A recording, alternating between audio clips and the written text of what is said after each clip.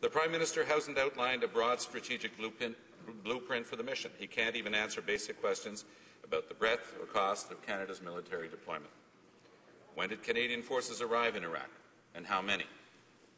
No answer. What contribution have our American allies requested? No answer. How much will this mission cost? What are the rules of engagement? What is our exit strategy? No answer. No answer. No answer. These are not hypothetical questions. The only ally of the Prime Minister's plan to begin a 30-day mission in Iraq was the Liberal Party, even though there wasn't a shadow of a doubt that that would lead us exactly where we are today.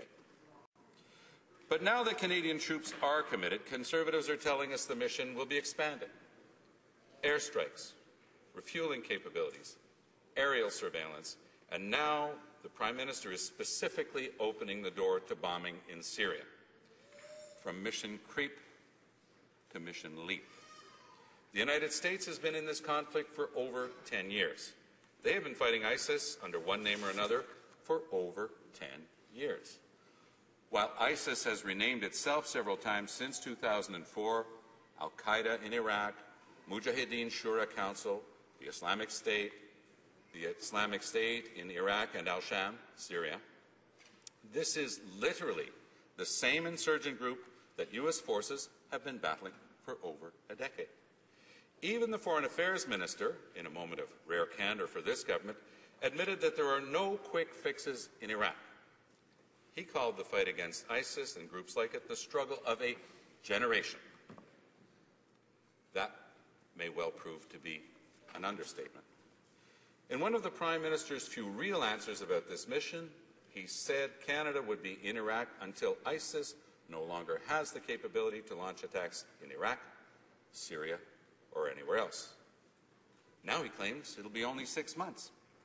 It can't be both.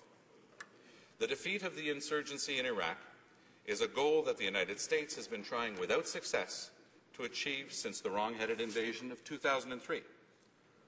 All of the horrors unfolding before our eyes are the results of that failed mission. Remember back in 2003? It was this Prime Minister, at the time Leader of the Opposition, who went to the Americans to berate the Canadian government for not getting involved in what he considered a just and noble cause.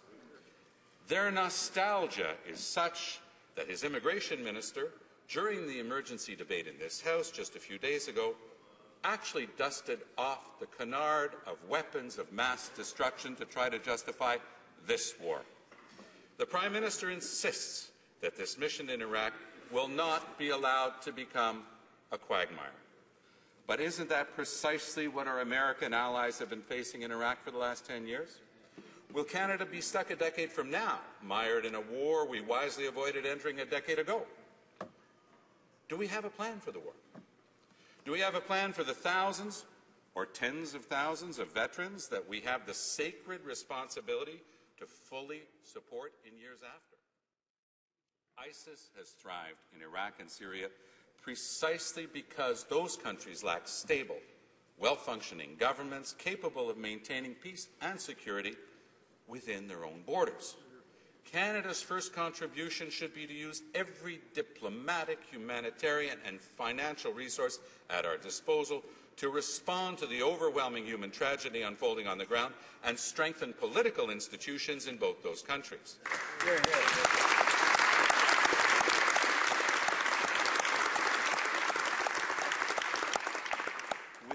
Well-deserved credibility Canada earned by rejecting the initial ill-advised invasion of Iraq, we are in a position to take on that task.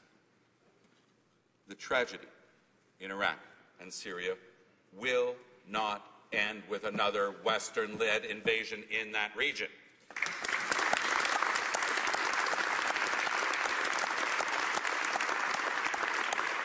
It will end by helping the people of Iraq and Syria to build the political, institution, and security capabilities they need to oppose these threats themselves.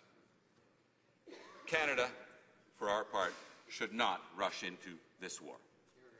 Le Canada, pour notre part, ne devrait pas se précipiter vers la guerre. Merci, Monsieur le Président.